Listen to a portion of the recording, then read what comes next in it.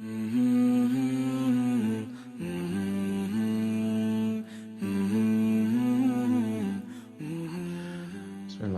Alhamdulillah, salatu wassalam ala Rasulillah.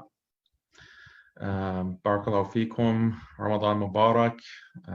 I'm very happy to have the opportunity to speak to everyone about this very important topic of Islam and modernity.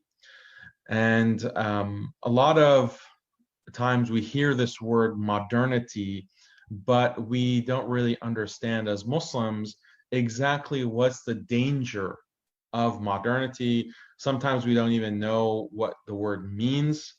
What is the definition of modernity, and why is it so antithetical to Islam? And this is something that can cause a lot of problems. If you don't recognize who your enemy is, then you're not going to be able to defend yourself against that enemy, and you're going to be very vulnerable to that enemy. So this very short talk, inshallah, is going to be about how do we understand modernity and why exactly is it so dangerous to Muslims, and why does it pose this kind of threat to Islam as a deen, as a religion. And I want to start by asking a very basic question. And hopefully you can think of the answer and maybe put it in the chat, or just think about it. So we often hear that Islam is a complete way of life. Islam is a complete way of life. And we say that Islam is not just a religion, it's a complete way of life.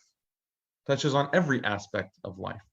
So if we have Islam as this complete way of life, what is the majority of people in the world, what way of life are they practicing? If Islam is the alternative, or is an option as a way of life, then what is the majority of humanity actually practicing as a way of life? And you might say that, well, maybe it's Christianity. That is the largest religious affiliation, for example. But is it really Christianity? Is it a Christian way of life that's being practiced? Are Christians today practicing and living their lives as Christians were practicing 100 years ago or 500 years ago? Are they living their lives in accordance with how Isa alayhi salam lived his life, or excluding him, any of the major Christian figures, religious figures, and saints that they have and they venerate? Are they living their lives according to that system or that model? And the answer is obviously no. The answer is obviously no. Even within the past 10 years, there has been major shifts in how Christians live their lives, the kinds of values they accept, the kind of beliefs that they have. And a very small indication of that is the amount of enthusiasm that Christians in the United States, for example, had for Donald Trump as president, or as a presidential candidate. A man who is as anti-Christian or unchristian in his way of life as you can imagine. A man who goes contrary to all kinds of Christian values, yet you had so many Christians fully supporting him and very enthusiastic him on a religious basis. So that's a small indication of how we wouldn't say that the majority of people in the world are practicing a Christian way of life. And this is important, this is significant, because if we as Muslims think that Christianity, traditional Christianity of 50 years ago or 100 years ago or 1,000 years ago is what is really targeting Muslims, or is the main enemy of Muslims, that is not really accurate. We have to be accurate about what is the major threat, what is the major danger. And the answer to the question, what is the majority way of life that people practice in the world today, And you could arguably say that this is therefore the majority religion. What is the most popular religion? It's modernism, the modernist way of life, the modernist way of organizing society, the modernist way of organizing families, the modernist way of relationships between people, romantic relationships, and so forth. The economy, education, politics, governance. At every single level of human existence, the religion that is being practiced is modernist. And that's what religion ultimately, when we say that Islam is a way of life, it's not just a slogan. It means that Islam dictates how we conduct ourselves, how we as individuals, our relationship with others, how we form families, how we engage in financial transactions with others, what's called mu'amalat, generally our activities and relationships with other people, how we organize communities, how we organize society, economies, governance. All of these things are part of what it means to have a way of life. And then also our understanding, which is very crucial. How we understand the world. How do we understand the way that the world works? How do we understand where human beings have come from? Where human beings are going in the future? What is really the purpose? What is really the meaning of existence? This is all defined by one's way of life and the religion that one truly is following. But for non-Muslims, and unfortunately some Muslims, that religion, that way of life is not Islam, it is modernism. It is modernism and all of the isms and ideologies that come from modernism. So if you think about modernism at the top level, that is the overarching ideology. And then under that, you have philosophies like liberalism, you have scientism. Those are the two main branches. So if you think about, you have modernism at the top, and then two branches, liberalism and scientism. And then liberalism has certain sub-branches from that. You have secularism, you have feminism, you have capitalism, you have communism. Those all fall under liberalism. And then under scientism, you have materialism, the evolutionary theory, physicalism, empiricism, and so forth. So these are all under this broad umbrella of modernism. And this is the dominant way of life. And it is a dominant way of life such that all of these different systems of government throughout the world implement laws and implement certain values, institutionalize certain values in order to make sure that everyone is following that way of life. And when you follow that way of life, it also affects the way you think. It also affects the way that you understand yourself and you understand the world. So it's not a surprise that when Muslims are living in this dominant system that's global, they're going to secularize. Some of them will apostatize, they'll leave Islam. Their minds will become colonized. Their minds, this is what some scholars have called mental apostasy, or apostasy of the dhihn, the consciousness of the Muslim, where he calls himself and he practices rituals, but his understanding of the world and himself is dictated by these isms and these modern ideologies that are contrary to Islam. So this is very significant. And one of the central ideas, and what makes this modernism and these ideologies, which we'll inshallah talk and define more about in a minute, but I just want to give you a sense. What makes this modernism so dangerous is that it hides itself. It hides itself, which is why, if you talk about Christianity or Judaism or Hinduism, those, or even atheism, these are defined things. They have a name that people can recognize, and when you have a name that you can recognize, then you can address it very directly, and you can deal with it. You can strategize against it. You can be aware of its attacks against you and defend as needed, because it's a defined thing. But modernism is not defined in the same way. People don't think about it as this ideology, this way of life. Instead, it's just taken for granted. It's taken for granted that this is just a neutral system that accepts all ways of life, that accepts all cultures, that accepts all religions. It presents itself as a neutral playing field, and it presents itself as very tolerant in this way. So I'll give you an example from my personal life. So you think that, okay, being a modern person, being a liberal, secular person means that you're tolerant, and countries that have these modern values and secular law, they're more tolerant.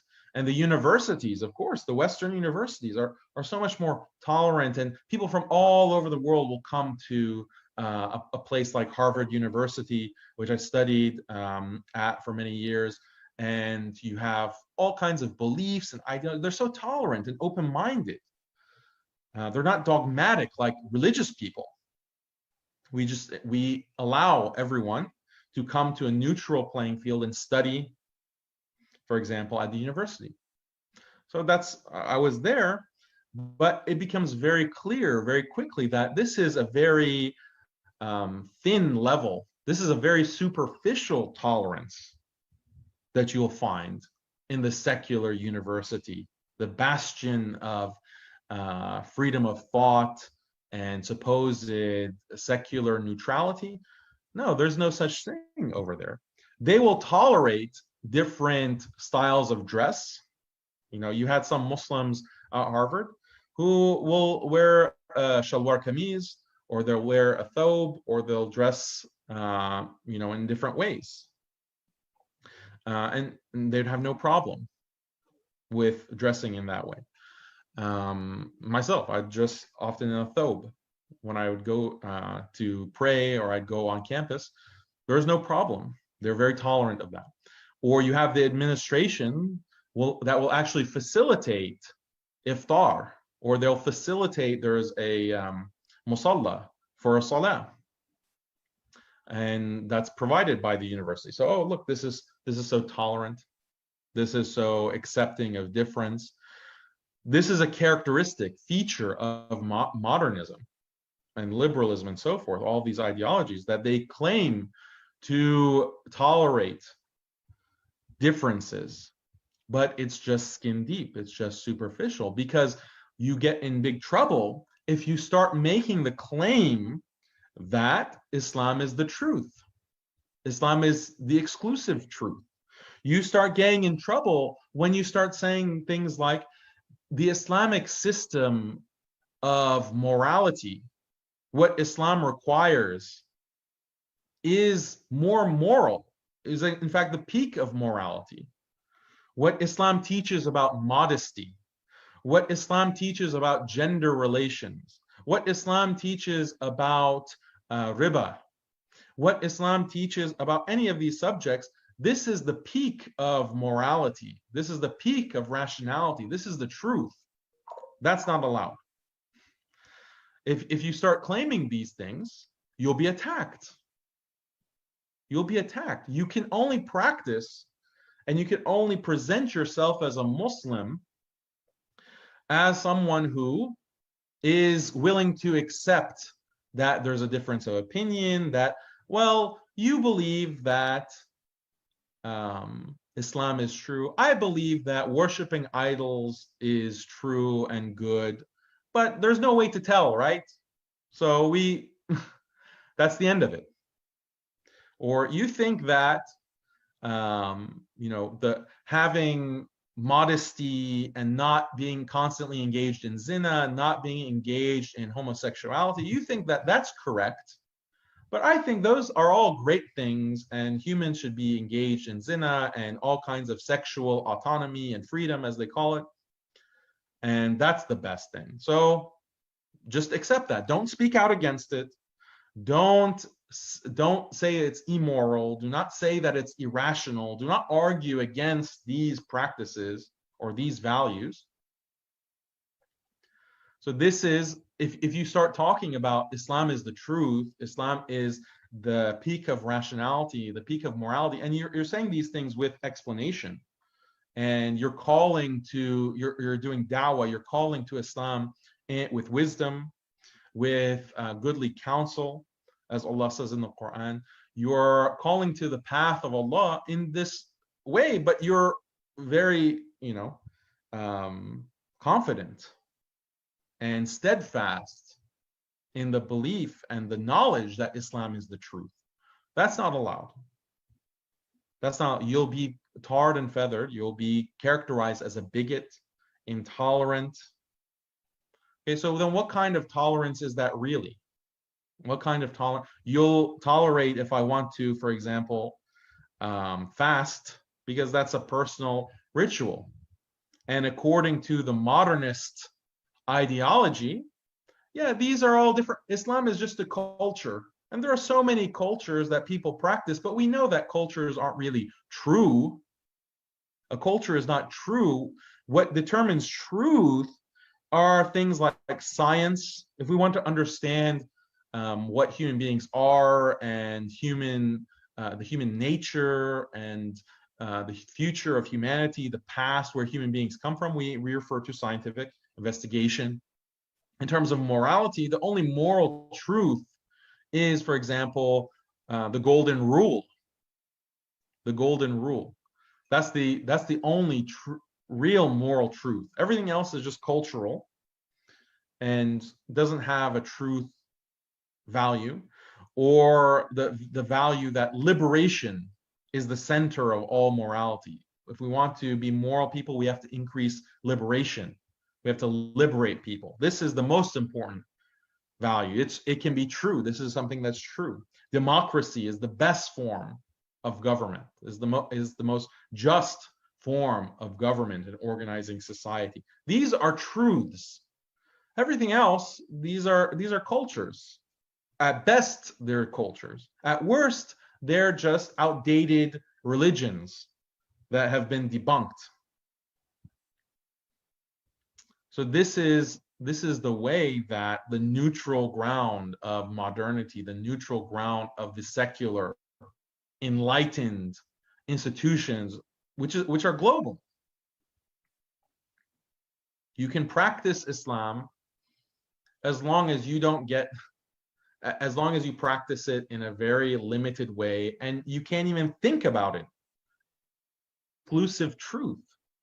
You can't even think about it as being the peak of morality, as the peak of rationality, the peak of reason, which it is.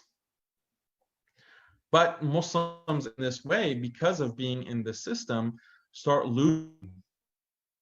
They start losing confidence in Islam. Many of them end up secularizing, and they have this kind of apostasy of the mind. Apostasy of the mind. So, what is modernity? It is a specific ideology in the 16th century of Western. It originated within Western Europe, England, France, Germany. It, since that time, has just been continuing to dominate and expand, but it's based on a very simple idea. The thinkers within 16th century, 17th century, 18th century, basically the past 400 to 500 years, they've been developing their philosophy and their ideology. And the impetus was this belief that religion is holding humanity back. Religion is actually oppressing human beings. Religion as a whole, the idea of God oppresses humanity and holds humanity back from progress. And ultimately, we don't need to refer to God. We don't need to refer to Scripture, the Quran. We don't need to refer to them in order to understand what is right and wrong.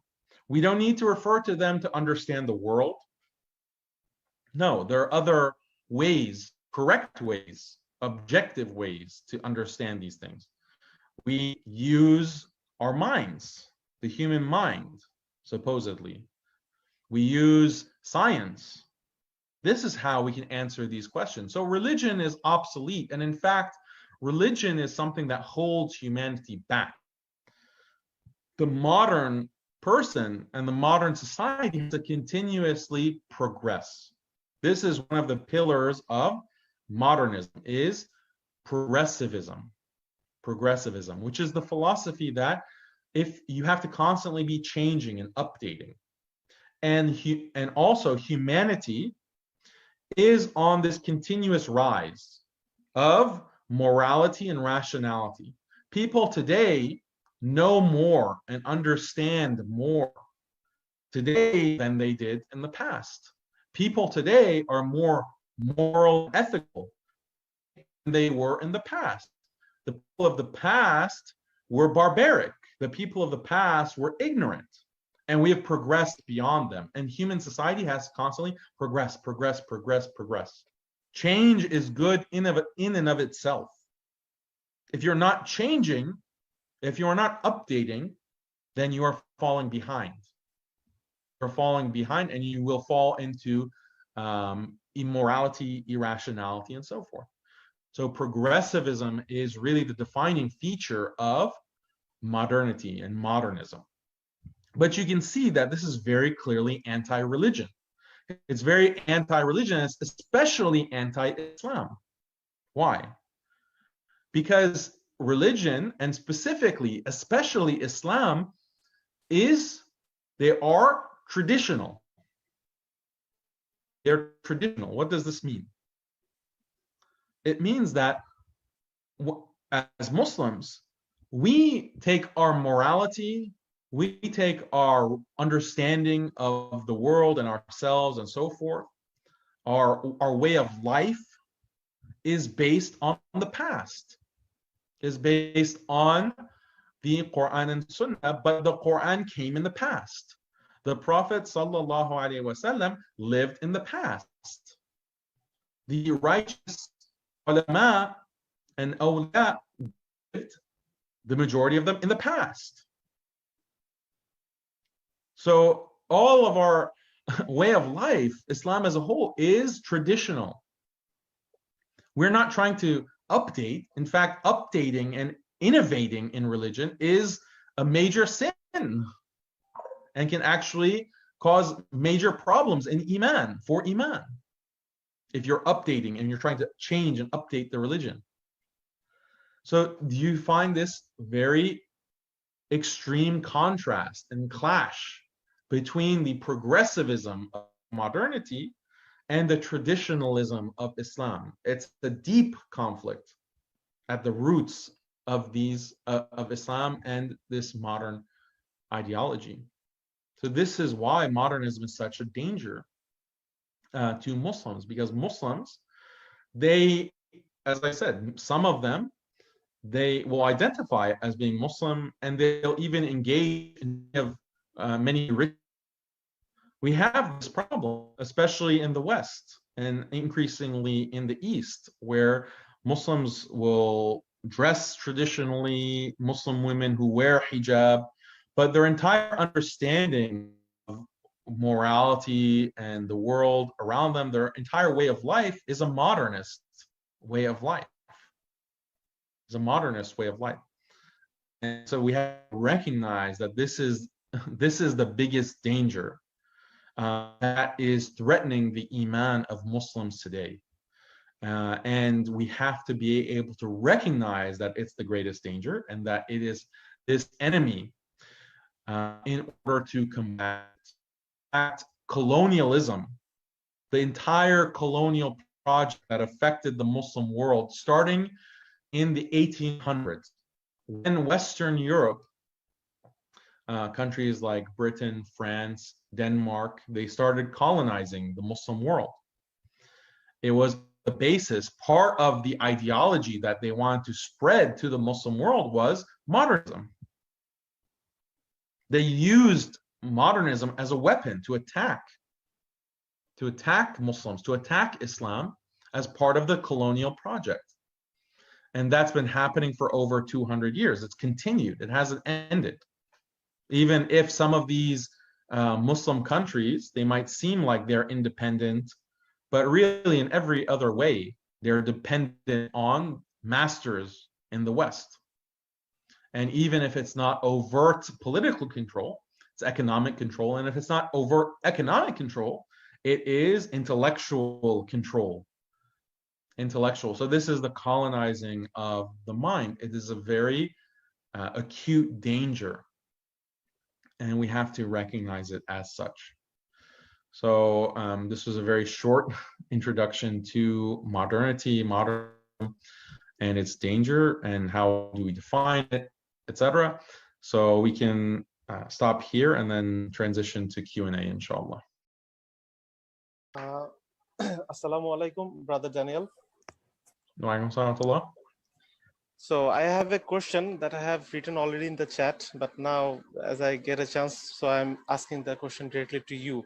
So for a lot of guys in the East, it is a very lucrative opportunity to, migrate in the West, like, North America and Europe. But people from the East, they are here with a better, relatively better Islamic environment. And in the West, the environment might not be that much, supportive Islamic environment. So people who want to, migrate to West for a better living or better education or for a better job or for the safe future of their children, what is your thought on that? So should they leave the East for a better lifestyle, or like if there is a better Islamic environment exists, they should stay there? And I also get some arguments against this, that if people from the East are not migrating to West, then the dawah of Islam, who will do this dawah of Islam in the West? So I just like to know your thoughts on this. Is it clear what I've asked? Okay, thank you. Yeah, it's very clear. So when I'm asked this question, I don't know a person's individual situation and what they're going through and what kind of life they have. I was born in the West. I was born in the US and lived here all my life. But it's important to have all the facts and to realize what the situation is in the West.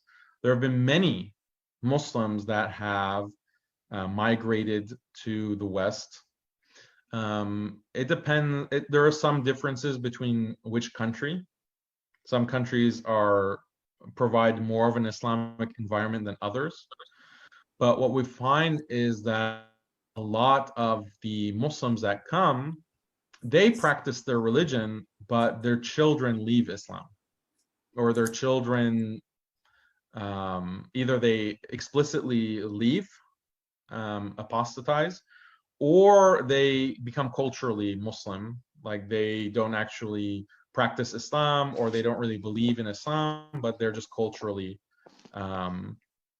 labeling themselves as Muslim. So it's a danger.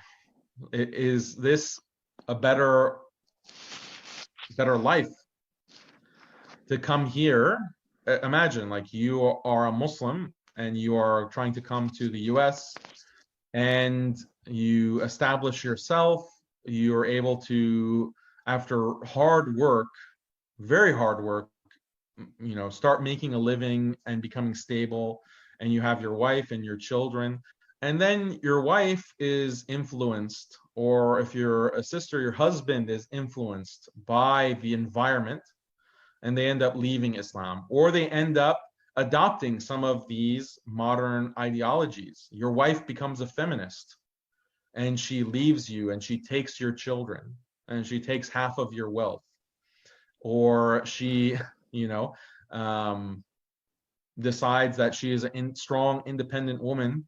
She doesn't need you. You have to serve her, but she doesn't have to serve you or obey you. The things that Islam teaches, all of those values are constantly being counter-messaged in this environment, and including within the Muslim community. You think that you go to the masjid and the imam is going to give a good traditional Islamically sound information, but many, not all, many masajid are teaching the opposite of that. They're teaching the opposite of that. So there are some of these masajid are actually the source of the problem. So imagine, and then that's just your wife. Then what about your children? What kind of life is that when you are, what can be worse than that? What kind of torture in the dunya is worse than you finding out that your child doesn't believe in Islam? He's left Islam. Is there any kind of musibah? Is there any kind of disaster, calamity worse than that in the dunya? Than your child leaving Islam? You're risking. That's what you're risking coming. So it's like swimming in shark-infested waters. Are you going to take your family to go swim in shark-infested waters? There are examples and there are situations where, yeah, you can be successful. And alhamdulillah, there are many strong Muslim families and even communities in the West. There are, no doubt about it. But there's just a risk. There's a major risk to that. So you have to be aware of the risk to make a justified decision. And also Muslims in the Muslim world, it's a difficult situation, obviously, and because there is so much tyranny and oppression and theft, stealing people's resources, that it might seem that, okay, you move to the West and it's going to be better. And in certain purely dunya terms, it might be better in certain aspects, but there's also oppression here and there's also tyranny here. I mean, in the West in general, just recently, all the masajid, like I heard that in Bangladesh on Thursday, inshallah, tomorrow or today, maybe it's already Thursday for you, the masajid open up. But that's not the case in the West. In many countries, the masajid are closed shut. And in many cases, that's because of government orders. The secular government has said that, no, you can't open up until June. So after Ramadan.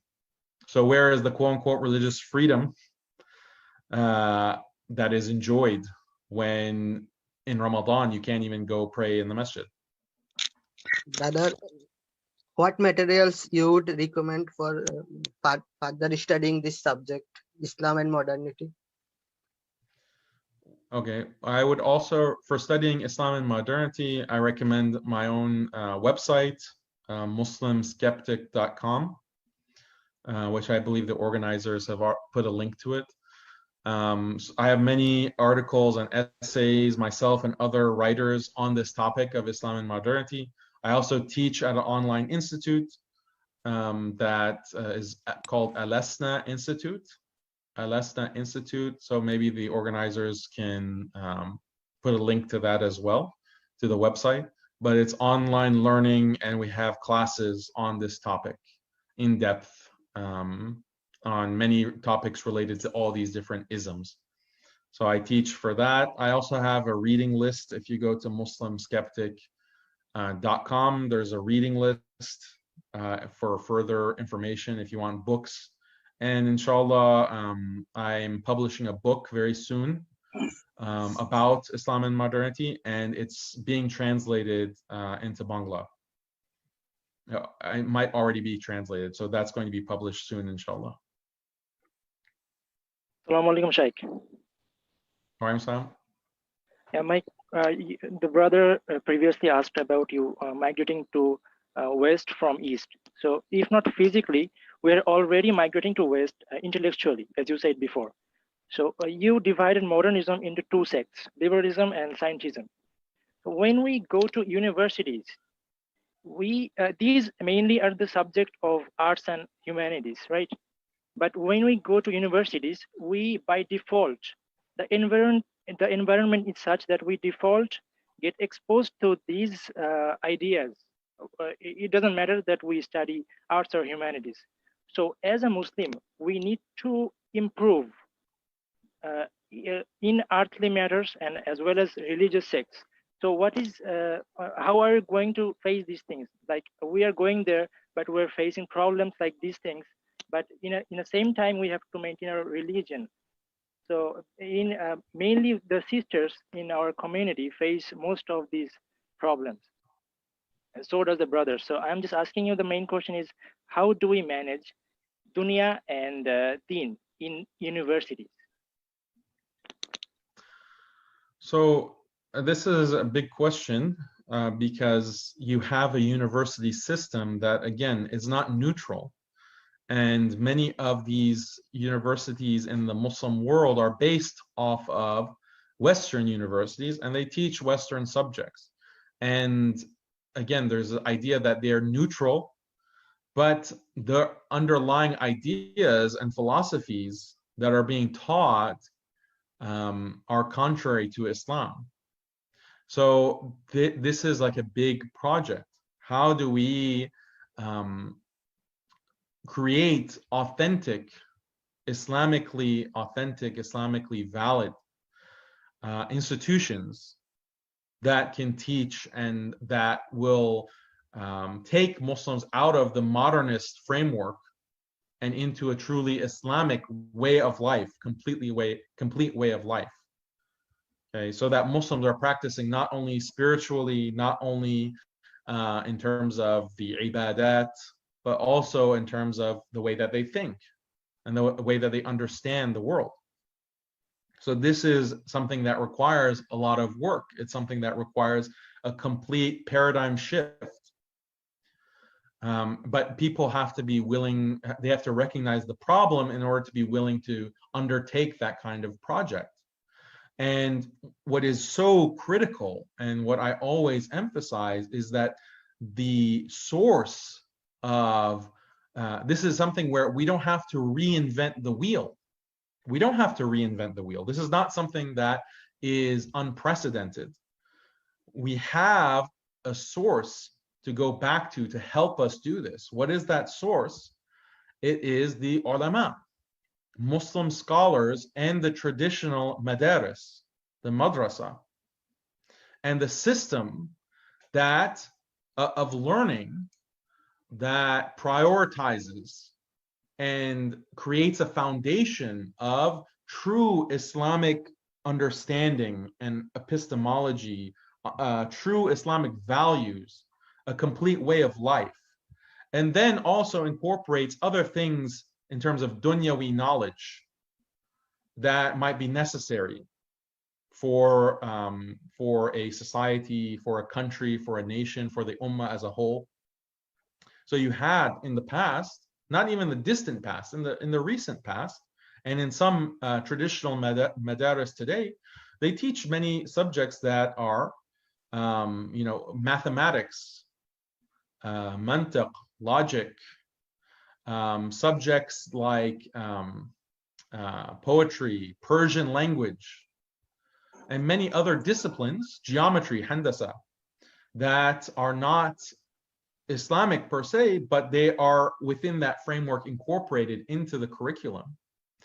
So that kind of conception, right now you have many Islamic schools, for example, that are completely based on a Western educational model. Is that model something that we should just replicate uncritically? They just they take the Western model and then they add like Arabic and they add like Islamic studies as electives. Like that's a minority of what is being taught and what is being learned by the students. But the entire model is based on a secular Western system. So what is our response to this? How do we challenge this? How do we critique this? How do we can do it. We have the resources to do it, but we have to be willing to look at our own tradition, our own source of values and knowledge and organization, how to organize learning, how to organize training individuals to be strong Muslims, strong ulama. We have that already, so we don't have to reinvent the wheel. That's my point. Assalamu alaikum, ya Sheikh. Assalamu alaikum. Yeah, I had actually two questions, Brother Daniel. So the first is that over here in the Indian subcontinent, what we're seeing increasingly is that liberal thought leads to people becoming more atheistic. And this is seen as a mark of intelligence, that the more liberal and atheistic your thought process is, that the more smarter you are, the more you have a reputation in the general public side. So what would be the response of us as the awam, as the normal people? How do we respond to this if this is, and if we see this in people like our friends or in our family? And the second is something that you actually talk about a lot on your website, but I just want to ask you again, which is that we see a lot of the ulama, especially in the West, being affected by liberal thought and being affected by these modernist ideas. So how can we identify these issues within their speech, and how do we protect ourselves from their negative effect that they may have? Jazakallah khair for your time, and thank you. So the first question of how do we address liberalism? Because there's this idea that the more liberal you are, the more enlightened you are, the more you understand. It's simple. You have to criticize and critique and challenge and undermine liberalism and debunk liberalism, debunk all of these ideas. And that's what a lot of my work is based on. That's what a lot of my writing and classes and lectures and books are based on, is attacking liberalism on a purely intellectual basis, in the sense that, okay, you as a liberal consider the golden rule, which is treat others as you want to be treated. You consider this to be the peak of morality, and it's what you constantly are preaching. And this is it's a liberal doctrine. So let's analyze that. Let's see if it's truly something that is respectable, something that's truly moral, something that's truly makes sense. And then you criticize it and you undermine it and you debunk it. And then when you debunk it, then the liberal person is no longer can't say that, oh, well, I'm more rational because I value freedom and equality. Backwards Muslims are following the Quran and Sunnah. You completely take away that argument. And when you do that, well, Islam has actually highest standard of behavior and morality. Islam is the most rational system. Islam is the peak of human, of what we can recognize, because it's from Allah. Allah has sent Islam, our creator. So of course it's going to be the peak of rationality and morality. And you explain this. And one of the first steps in doing that is to debunk these liberal claims. So, we can't get into some of these kinds of debunking on this webinar, but again, like my writing, there's many examples. In my courses, there are many examples. So I'm trying to spread information about how degenerate liberalism actually is and irrational it is. That's something that we need to spread more and more, inshallah. And then people will see, and the reasonable people will see that, wow, I thought that this was a great system, this system of liberal democracy and secularism. I thought it made a lot of sense, but now I see all these problems. I see all logical holes, and now I'm able to see the problems that it creates in society and how negative and destructive it is for the human society and for the human being. So that's my overall project, is demonstrating that and showing that. As for recognizing the ulama or scholars or preachers, du'at, that are spreading liberalism, some of them don't even realize it because they don't know what liberalism is, they don't know what modernism is. And they've just adopted certain things and are teaching it without recognizing that it's contrary to Islam and that's toxic. So, Assalamu alaikum. This is Ariful Islam. Jazakallah for your very valuable lectures on the crucial topics on modernism, and we really been benefited, and you have uncovered and designated of the modernism. So my question, I have the two questions to you. That one question is on your lecture, that as you said, your lectures, we Muslims are bounded by modern economic environment, but as we see around the whole economic systems of the world, that is regulating by their modern theories, and eventually we can't but follow and there's these theories, these systems of economic. So my question to you, that in this environment and circumstances, how can it make possible to Islamic marketing and companies wherein we can understanding it could make a great bankruption on the collapse in the Muslims economy? Jazakumullah khair. So the question was, how do we create companies? Yes. How the Islamic economics companies, that is, which we may make great bankruption on the collapse in the Muslims economy. That is what recently we are seeing, and we are looking such a collapse of the economic system. So how can we emancipate it from ourselves from these filthy economic systems, even in our country, in Bangladesh and other Muslims countries? So what's your recommendation, and what's your opinion regarding these matters? Jazakumullah. So we're finding that Western capitalist system is very prone to collapse and creating major income inequality, major inequality of wealth between the rich and the poor. The capitalist system, by design, this is the purpose and of the liberal capitalist model, is that it creates huge gaps between the wealthy and the poor. Yes. So for Muslims to want to replicate that makes no sense. And there are many different features of the world economy that Muslims have to recognize as being contrary to Islam and contrary to basic common sense that all humans should recognize. This is a system that has led to so much injustice and so much oppression. So how can Muslims want to recreate that?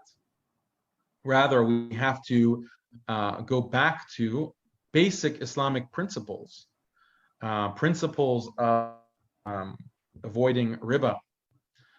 Riba is something that Allah and His Messenger sallallahu alaihi wasallam have declared war against it. So how is it that so many Muslim economies include and involve riba? This is a big problem. This is following the kuffar into the lizard hole very clearly, or just a blind pursuit of wealth, of dunya, at the cost of one's own faith. So as far as Muslims are concerned, we have to not be dependent on Western models of economics. Again, this requires intellectual work, it requires study, it requires academic investigation that Muslims should do. and some Muslims have done, and what is an Islamic economy, and how can it be brought about. I haven't done in-depth research question, but it's something that needs to be investigated. And then Muslims also need to be willing to cooperate and collaborate with other believers, with other Muslims. This is another strategy of the colonizers, to divide and conquer, divide Muslims up into separate nations so that they'll be isolated from the other believers. They don't want Muslims in Pakistan working with Muslims in Bangladesh, working with Muslims in Turkey, working with Muslims in Morocco. They don't want all of the Muslims throughout the world to work together and to collaborate and to trade with each other, to prefer each other. Are you going to, it's very sad, like sometimes you will find some Muslims will say that, well, this is more profitable to work with non-Muslims. It's more profitable for me to work with Western companies. It's more profitable for me. And instead of preferring another Muslim or a Muslim business, this creates weakness for Muslim economies. So we have to change that. Assalamu alaikum, Brother Daniel. I am Assalam. Mubin. My question is that one of the rising problem of current world is scientism, and science is being used against religion, and this is being promoted by many popular public figures. For example, some days ago I saw you refuting an article of Parvez Footboy, a physicist, and this problem of scientism is also prevalent in our country. So as a Muslim, how to deal this problem of scientism, and what is your suggestion regarding studying philosophy, especially philosophy of science, as you are a philosopher of science, as I know. Thank you.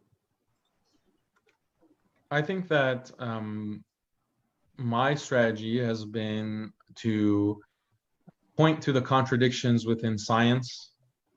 So with that article from Pervez Hoodboy, I took his claims. He's not even a biologist. He is trained in physics. So I don't know why he was trying to talk about Darwin. But yeah, so then it's very easy to show that many of what is considered to be scientific consensus, much of what is considered scientific consensus, is contradictory, is self-contradictory. And you have to be willing to do that analysis. And I've done that kind of analysis before. So there was this claim that was very popular that human beings and chimpanzees share 99% of their DNA. And this was an argument that evolutionists made, that this shows that human evolution from chimpanzees, or I mean from apes, from pre-hominid apes, is true. One of the main evidences is the similarity, 99% similarity between chimpanzee DNA and human DNA. And this claim was spread and was used in debates and used in arguments to argue against Islam. So I did 3 months of investigation where I read probably 200 papers on this issue. And I had to learn a lot about genetics and genomics and how they determine how two DNA strands, or the chromosomes of human beings versus chimpanzees, how they're compared to get this 99% similarity. And what I found out, and I wrote an entire article or essay on it, is that this was a bogus claim. It was a completely false claim, and that there is no such major similarity. There's only certain similarity in a very qualified sense with those parts of the chimp genome that is analogous to the human genome. And if you want to do an actual comparison and get a percentage between base pairs of the DNA, you wouldn't even get to 2% or 3% similarity because they're so dissimilar. So I did an entire analysis of this by actually going back and reading the papers. And you find buried within many of these scientific papers, they admit it.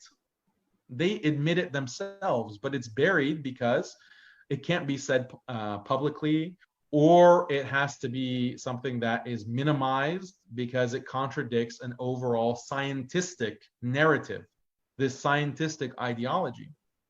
So you find these things if you do the actual scientific reading and analysis. It's possible. As for studying philosophy, I don't recommend Muslims study philosophy in the university. It can lead to a lot of doubts, and it can lead to confusion. So it's best if Muslims don't go into the university system to study philosophy specifically. As for the history of science, that's very good. Muslims should be aware of the history of science because it shows how convoluted it is, and how often what was considered the scientific truth and scientific consensus is then completely overridden and made obsolete by other scientific work. So this is what one philosopher of science, Thomas Kuhn, called scientific revolutions. There are revolutions within science that completely displace previous theories, and new theories are created. So if new theories are constantly being coming into dominance and predominance and becoming the scientific consensus, what's to say that tomorrow or a year or 5 years or 50 years, that theory that is in vogue today is not going to be obsolete, is not going to be discovered, oh, actually, this is completely false. This is actually completely inaccurate. So that kind of history of science is useful because it puts science in its place. It puts science, it takes science off of its pedestal, basically, as this kind of objective, absolute epistemology, absolute way to know what the world is about. And if you do that, then you can recognize that, well, this is man-made. Science is something man-made. It's based on the limitations of human reason, the limitations of human sight and sound and hearing and our senses, which are very limited. So of course, how could we expect that such a limited, deficient system would lead us to true understanding of the nature of reality, the nature of human beings? Of course it wouldn't. We wouldn't have that expectation. So that, I think that's useful. Assalamu alaikum. So my question, being a majority Muslim country, we have not yet developed any Islamic psychology or psychological therapy course or any other degrees. So for this reason, our universities has organized and taken the whole Western concept of the Islamic therapy and mental health issues. They are not even doing the research on the basis of our cultural aspect. They are taking all the data from the Western and they are teaching. Like most of the problem is the Buddhist meditation and the hypnotism and all the things that are against Muslim psychology, they are using it. So how can we defend in that way? And one of the most problem is in our IB or BBA sessions, the people are teaching psychology in the name of psychology. They are teaching the Western psychology, and they are even changing their religion by the psychology course. They like to address themselves as a spiritual, not religious. That's the new trend of our country. So how can we defend them without any academic degree or academic knowledge? Because in our country is developing, and for this reason mental health is becoming a current issue. So people are in depression and they are going to the mental health expert. Those are mostly secular people. So how can we defend them in that aspect? Thank you. Wait, defend who? Yes. I didn't understand. Like you asked, like who defend who? Who are we defending? How can we defend the academic secular health specialists that this is not the right way to diagnose our Muslim fellow brothers? Yeah, so I agree with you completely. Like this is just like with all of these other issues, you have the Muslims who are taking a completely Western ideology, a Western discipline, and they're just accepting it wholesale, as if that accepting it is not going to have any contradiction with Islam. There are deep contradictions between Islam and any of these modernist systems and modernist epistemologies, including psychology. One of the things that is taught in psychology is the idea that you should, for example, never discipline a student. You should never discipline a child because that's negative reinforcement. You should never be negative. For example, if you're a parent, never tell your child no. Never tell your child that that's wrong or punish your child. Never do that, because that's negative reinforcement, and that's going to negatively influence their psychology. But this is contrary to Islam. In Islam, we have the notion of tarbiyah. Tarbiyah is so important that the student or the child, if you don't discipline him or her, they're not going to be able to imbibe these important values, these important Islamic values. They're not going to be able to discipline the nafs, the soul.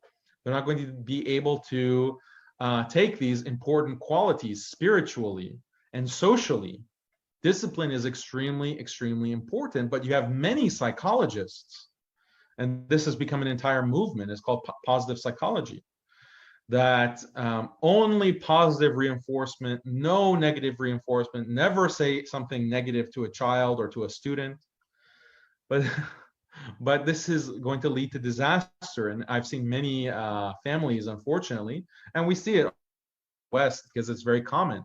This is why we have so many problems with drugs in the West. We have so many with lack of discipline, lack of motivation. These students are going to the university. They can't concentrate. They have terrible character. They have terrible behaviors. They're just extremely egotistical, extremely pampered, entitled. The entitlement syndrome that these children have. They're adults now, but they were raised by parents who bought into positive psychology in the West. It's led to a lot of social problems because of this psychology that is still being taught and is still being adopted. And then Muslims come and just adopt it and take its data and take all of these books and texts from that discipline, and they just like add a hadith and say, oh, now we have Islamic psychology. Or that's really how superficial some of these Islamic psychologists really are. But it's a big problem, and it's not just psychology. All of these different disciplines are fundamentally based on a secular modernist paradigm, and you can't adopt the discipline without all the baggage, and it's the baggage that's going to poison, the baggage that's going to suffocate you. So we have to be aware of that. Assalamu alaikum, Ustadh. Wa alaikum salam. So many of the Orientalists and atheists claim that the Muslim scientists of the past, whose names are frequently mentioned of, like Abu Bakr al-Razi and Ibn Sina, were either apostates or non-practicing Muslims, and thus they try to prove that intellect denies Islam. And what would be our answers to that? Also, do you support the strategy of bringing up their works in public for dawah purposes? Well, I didn't hear the second question. Do you support the strategy of bringing up their works in public for dawah purposes? Bring up their works in public for dawah purposes, to do dawah? No, this is inferiority. This is inferiority. Like, first of all, in what sense are they Muslim scientists? Like Ibn Sina, how is he a Muslim scientist? The word scientist wasn't coined until the 18th century. So how are you talking about Ibn Sina or these Muslim scientists? Ibn Sina himself, like his work is based on Aristotle. It's not like, is Aristotle a scientist? So why are Muslims claiming him as this kind of rational thinker? Yeah, he was a rationalist. He was also a deviant. And Imam Ghazali even made takfir of Ibn Sina because of his deviant views, extremely deviant views. He denied the akhirah as being something that is physical. For example, he thought that it was not a non-physical. He denied resurrection as a physical resurrection, and many other extremely heretical beliefs. So how can any Muslim claim Ibn Sina in good conscience? And then this whole idea of, oh, we have Muslim scientists, it's inferiority. Like, why can't we offer? We have Islam. We have Islam as entire way of life. Why do we have to point to what they have and say, oh, we have a version of that too, please accept us? That's not going to do da'wah. That's not going to convince anyone. Even if the non-Muslim believes what we say, like, oh, we have Muslim scientists too that were great and amazing, the non-Muslims say, oh, okay, that's nice. That's nice. How many Nobel Prizes have Muslims won? That's what they'll say. So it doesn't really, it's not dawah, it's just inferiority complex. It's an inferiority complex. We have to offer something that's truly unique that they don't have. And guess what? They don't have a lot because they don't have Islam. So why don't we focus on those unique aspects of Islam that are clearly superior, unless we ourselves don't believe that? And that's what I mean, the colonization of the mind. And that's why my institute is named Al-Asna Institute. It's coming from the statement of Umar, radiallahu anhu, who, when he became Muslim, he had a statement when he became Muslim. He wanted the Muslims to go and pray publicly and do salah in the Haram in Mecca. And his statement was, Alasna ala al-haq, are we not on the truth? And he had that kind of confidence and that kind of belief that we have to show ourselves and we shouldn't be afraid because we have the truth. So if we have the truth, we're not going to be feeling inferior. We're not going to, oh, we have Muslim psychologists, we have Muslim scientists, we have Muslim whatever. This is not a winning strategy. If the goal is dawah, this is not a winning strategy. Question from our sisters. What's more important now in this situation of modernity in the environment of universities? To save our iman first, or to spend time studying, debunking, or attacking logically to them?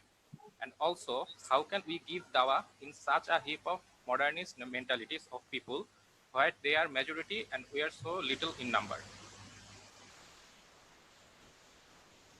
So being little in number that's the situation of Muslims from the beginning. Muslims from the beginning were little in number. We were the minority, and then we took on the world. That's not a problem. We have to expect it, actually. We have to expect that we're going to be the minority, but that doesn't discourage us from facing the majority because we have the truth. And when you have the truth, it doesn't matter if you're just one person. And there are many examples of Anbiya, prophets, that were just by themselves. They're the only ones who believed. And they were faced with entire societies that did not believe, but they pressed forward and they called to the truth. And they were strengthened by Allah for that. So we have to have the same kind of confidence and belief. As long as you have the truth, then what else do you need? What else do you need? That's the main thing. As for if you're in the university, should you be concerned more about your iman versus fighting these ideologies? Well, these two things are not distinct. Sometimes you have Muslims who are facing these shubuhat. They have these kinds of doubts. So saving your own iman involves critiquing and debunking these ideologies. So those things are actually intimately related. But if you don't have any doubts and you don't have any shubuhat, alhamdulillah, that's excellent. And I'm sure most of you are like that. So yeah, of course, preserve yourself. That is a priority as opposed to doing dawah. If you're going to be in an environment, like, I don't recommend you just go and start debating atheists or you go start and debating these people, if that's going to cause you to doubt Islam, or that's going to confuse you. Don't put yourself in that danger. You don't have their individual responsibility to do that. So I don't recommend that. You should prioritize your own state and your own iman first and foremost. Another question from our brother. Assalamu alaikum. As you mentioned, we must debunk modernism. Sometimes I have faced questions like, we Muslims are sadistic and punish too much, as our concept is whoever doesn't follow Islam burns in hell. How do you answer such questions? And internet, in my opinion, is the major source of modernism. How do we protect ourselves and our family from such problems? So modernism is something that is constantly critiquing Islam. And it has all of these different arguments about punishment. Oh, Islam is barbaric, Islam has hudud, Islam has hellfire, and all of these kinds of things. But I mean, these are like secondary concerns, or these are secondary issues. You can't really address those issues until you start addressing some of the bias that from which these questions come. Because one of the main ideologies that we didn't really talk about, utilitarianism. And this is the idea that the most important thing is bodily pleasure.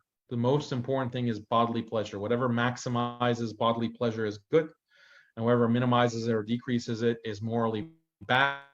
And this is an ideology that is constantly promoted, not necessarily by name, but this is assumed by many people in the modern world. This is part of that way of life that we're talking about, and that religion, modern religion. And the reality is that utilitarianism is completely contrary to human nature. When it comes to human nature, we often sacrifice, and we have the instinct to sacrifice our own immediate pleasures for the benefit of others. For example, a father is going to sacrifice, he has the instinct to sacrifice his bodily health for his family. A mother will sacrifice her health for her children. That's what in many cases is what's best. So it's contrary to utilitarianism. Or the idea that we sacrifice for the sake of Allah, when we fight for the sake of Allah, when we fight for the sake of Islam, that's something that is contrary to our individual bodily health. But it is something that Muslims want to do, and Muslims strive to do, and it's one of the greatest deeds that a Muslim can undertake. But it's contrary to bodily pleasure. And even beyond Muslims, this idea of sacrificing for the greater good, sacrificing your body for the greater good, all of these things contradict utilitarianism.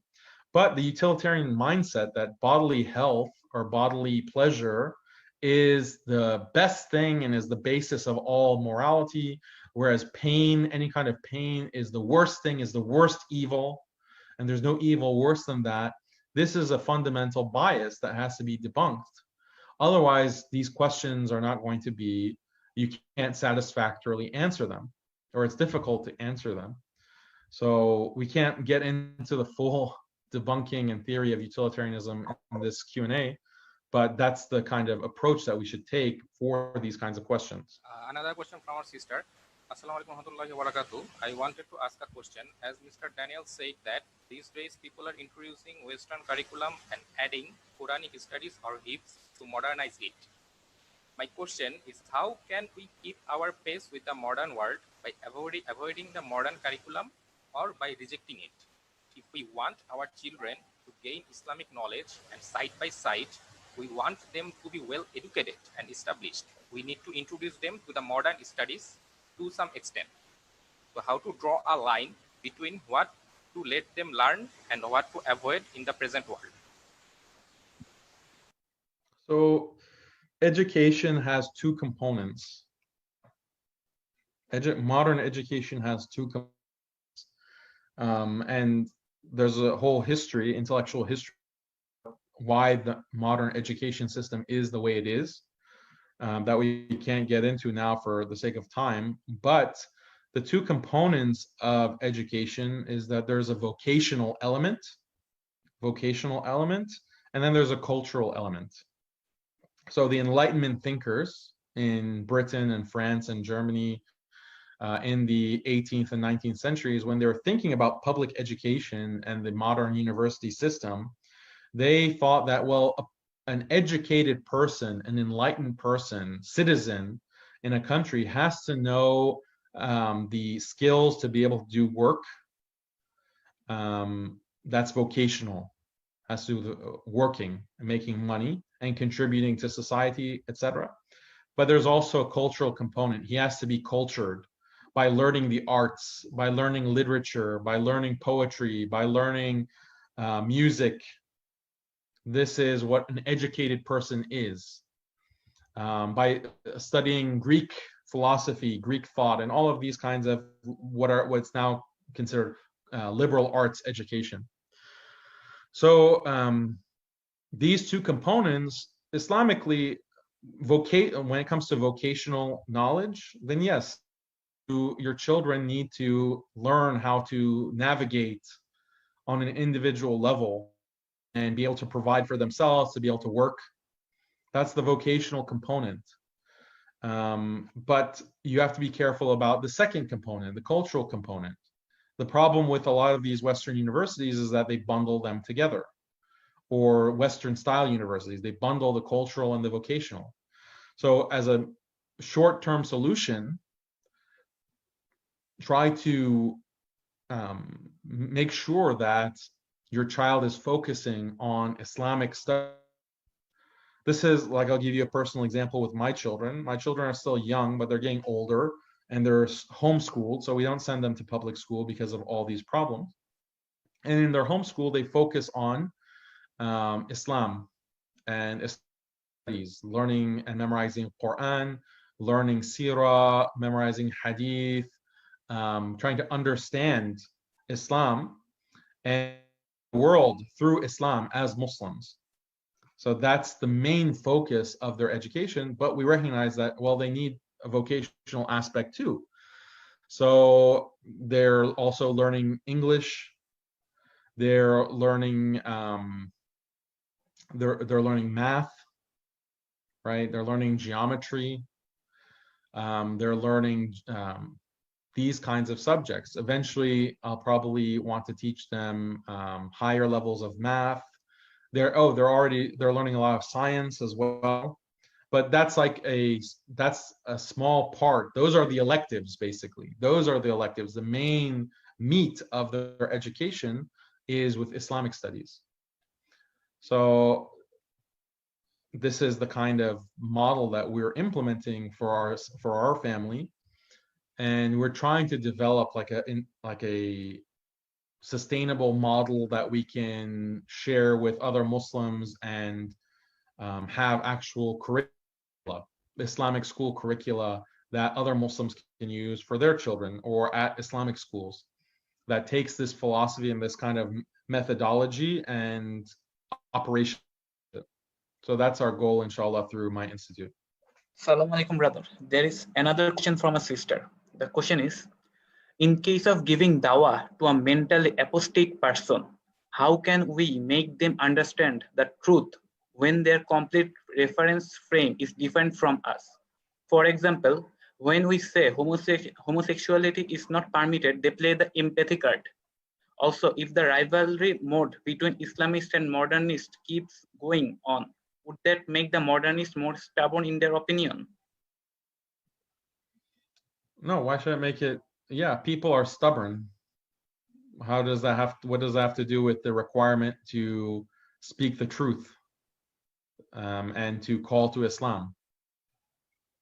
So you have, again, Anbiya who were preaching to their people for hundreds of years, constantly giving da'wah, and no one became Muslim, or very few, but they still had that requirement, they had that job. So we have to keep that in mind. And if someone who is mentally colonized, the way to get them out of that, like I said, just show contradictions, show how some of these ideologies are fundamentally flawed. And it's easier said than done, but growing up, I had my parents are from Iran, and Iran wasn't colonized in the same way that the subcontinent was colonized, but it was definitely intellectually colonized. And my family, my extended family, has that issue, has that problem. And growing up, I had a lot of arguments and debates, but it's just a constant process. And I found that the most effective thing, because some people, debate is not going to help them, and they're going to be more convinced by you're a family member and you're just good to them and you're nice, and then there's opportunities for them to be more open to what you have to say and more willing to accept what you have to say. So there are people like that. And there are people who are more intellectual, or they want to debate, or they want to argue because they're constantly arguing against Islam and they're constantly trying to bash Islam. So those people are threatening Muslims, they're threatening Islam. You have to be able to respond to that. And for me, I had that in my family, so I had to learn how to respond. And I found that in those kinds of contexts and those kinds of conversations, the best thing for that was to point out the contradictions in the ideologies that they profess. So liberalism, secularism, feminism, all of these things you will argue against. And one of the ways to argue against them is to show contradictions. I guess one example that I can give you is on the golden rule.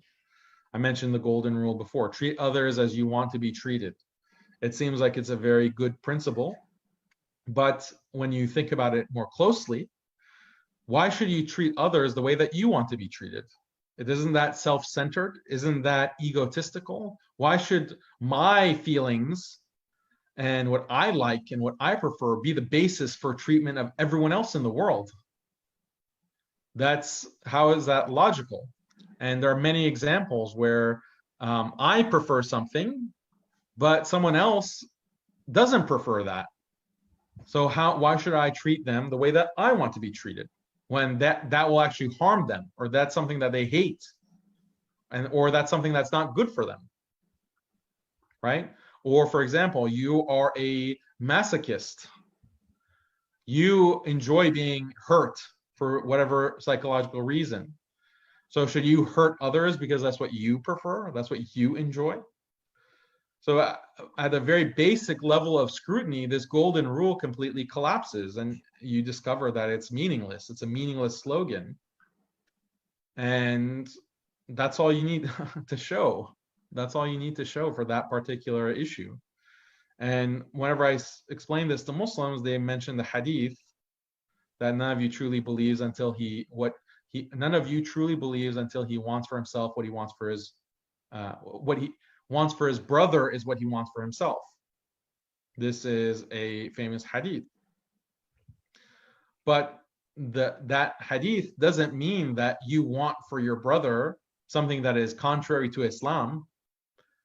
You don't want for your brother something that is contrary to what Islam says is right and wrong, what Islam says is good or bad. Correct? So we have to understand that hadith in the proper light.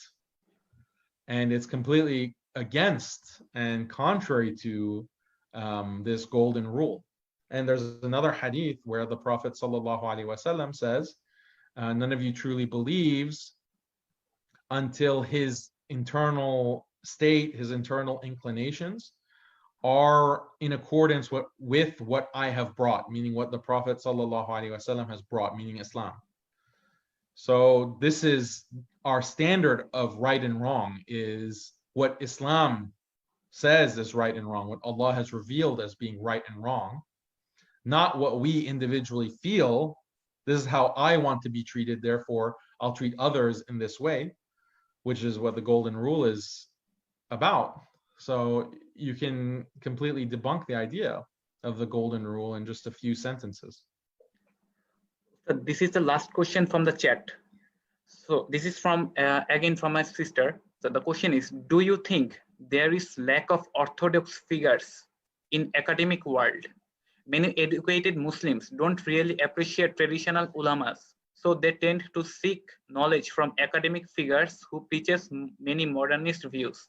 It's very hard to convince them against those views. What do you think we should do to prevent this? I think that there are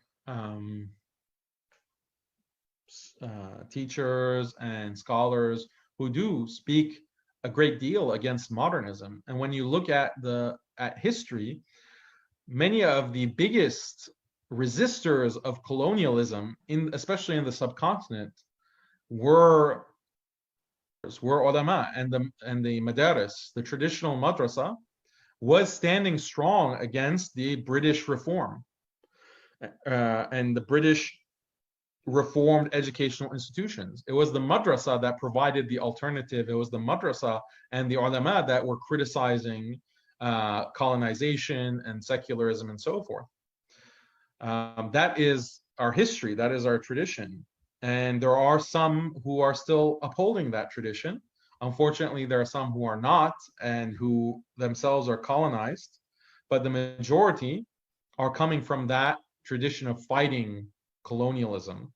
So we have to encourage that, and we have to support. If you find someone, a scholar who is speaking the truth and is fighting against these ideologies, then you need to support that person. You need to support that person. And if you see someone who is saying pro-liberal, pro-feminist, pro-modernist teaching, you find someone like that, don't support him. Don't support him. Don't share his material. Don't follow him. Just avoid such a person. That if Muslims overall did this, then you'd find that, oh, okay, because just because you don't know about these scholars, that doesn't mean that they don't exist. Unfortunately, the people who are popular, and it's not because of just, it's because they've been propped up. Many of these modernist preachers, Muslim preachers, they've been propped up by the governments, and they are getting a lot of government support and government funding, and the secular system is positioning them and advertising them. That's why you might know about them, but you don't know about all of the more traditional ulama who are contrary to modernism, who are attacking modernism, and they're coming from a tradition of attacking modernism and the colonizer and so forth. So we have to be aware of this dynamic. Assalamualaikum. Waalaikumsalam. Yes, my question is, as surrounded by so-called Islamic preachers who mix Islam with modernism, it's very difficult to get the true message of Islam. My question is, how did you study about them? What are the things helped you in your research?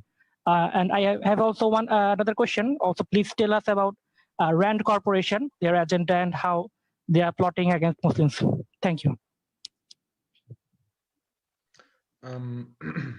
So my background, I studied traditionally with scholars, and it was through those teachers and also good friends that, alhamdulillah, I was able to distinguish Islam from modernism and modernist Islam. And then I also deepened my studies by studying this ideology and this other way of life. And it's after many years. Now it's getting close to 20 years, 15 years that I've been studying it. So that's my journey. As for your second question was Rand Corporation. Rand Corporation, yeah. So Rand is a think tank, and they produced a couple of research papers on counter-extremism and counter-terrorism and how the West can ensure that the Muslim world falls into line and obeys their Western masters. And Rand is just one think tank. There are many think tanks, and the entire colonial project for the past 220 years is based on the same process or the same fundamental principles. And there are certain things that the colonizers recognized. How the colonizers want to control Muslims. So how do we control Muslims? We have to undermine Islam. How do we undermine Islam? Well, we have to co-opt certain scholars. We have to co-opt certain kinds of institutions, meaning we control them, and we make sure that they preach an Islam that is favorable to us as the colonizer, that's favorable to us and our interests, Western interests.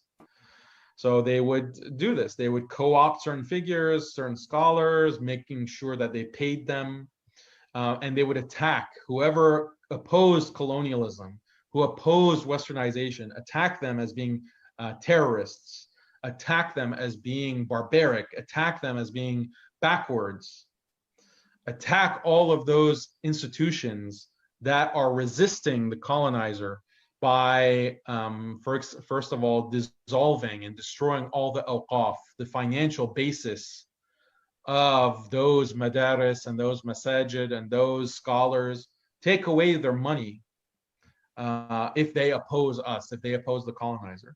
So all of these kinds of strategies, divide and conquer, as we mentioned before, make Islam something that is very specific to a culture. So you have Bengali Muslims, you have Indian Muslims, Hyderabadi Muslims, you have Malaysian Muslims, you have Egyptian Muslims, Arab, non-Arab. Create as much division as possible.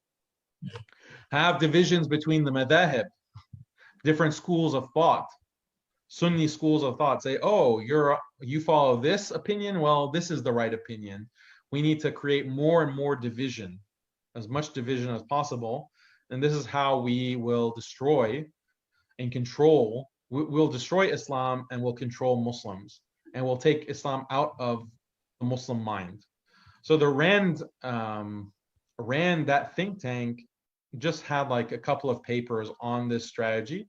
And it's very useful to read that because you see how their strategy is being implemented in front of us. One of the things that the Rand report says in one of the reports, I forgot exactly the title of it, but it's like creating moderate Muslim networks.